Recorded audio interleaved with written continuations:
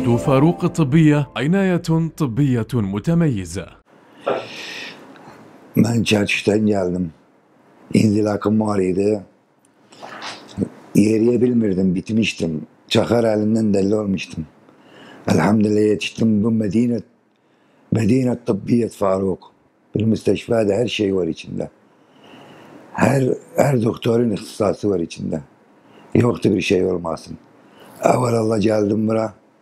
Dün ameliyat ettiler beni 2,5 saat sürdü. Fakarat ameliyatı. Hamdolsun indi yerdim de. Birinci cihazları var. Her hizmetleri tamamdı yerindeydi. İstanbul'a gitme gel bura. Hiç fark etmez. Bura olabil daha iyi dedim ben. Çok güzel bir hastahanaydı. Doktorumun da adı Hasan. Doktor Hasan. Güzel bir ameliyat ettim. Yani peç. Vallahi indi bir İngilizcem kalmadı. Bir ağrığım yoktu. Çivele geldim. 450'den kaldırmışlar beni.